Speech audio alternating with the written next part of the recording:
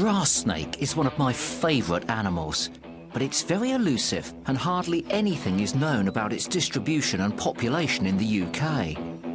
So when I heard there was a site just up the road in Norfolk where Angela Winnett was studying them, I simply couldn't resist a visit.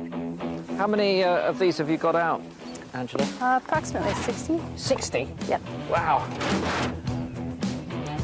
No snakes, just a few ants under that one. Oh, look at that. There is a bonus number of snakes. Oh, and that's that male there as well.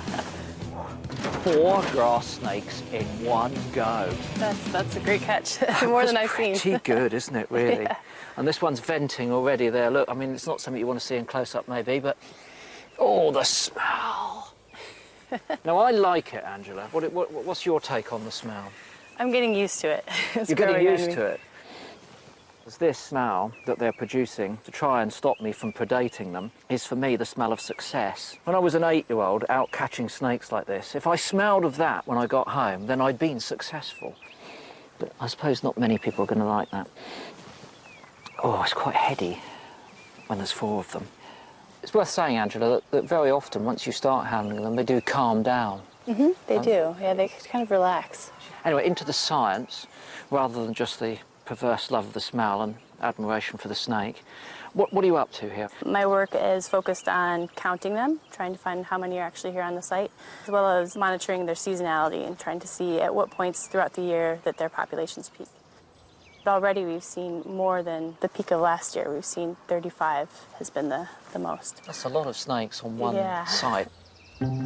Grass snakes are in decline, so to find a site with over 35 snakes in 1 square kilometre is really fantastic news.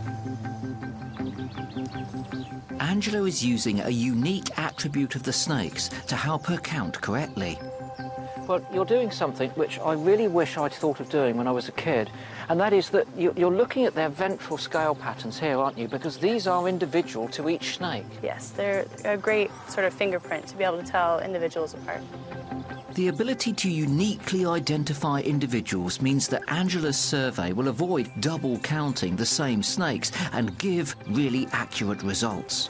Okay, whenever you're able to move your fingers away. Yeah, you ready? Yep. So once you've got these photographs, it means you can identify these individuals. You can see whether they're moving around this site, whether they're coming back year after year.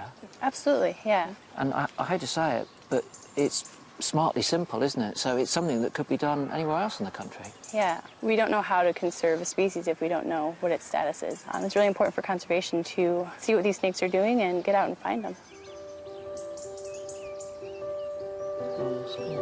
Yeah. Beautiful, absolutely beautiful. Let's put her back underneath her shelter over there. And there you go. It's great, wasn't it? 4 in one go. If that had happened when I was about 8, I'd be bragging about that for weeks. 4 grass snakes in one go. Brilliant.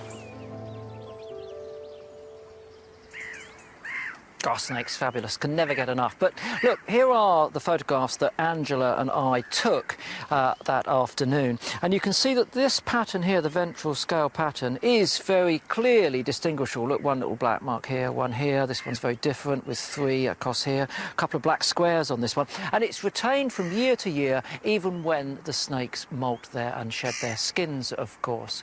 Now, I've got to tell you, it's perfectly legal for you to pick up grass snakes, so this is something that you could do for yourself if you have a population of them. But can I ask you to get some advice before you do that, because you have to handle them very, very gently.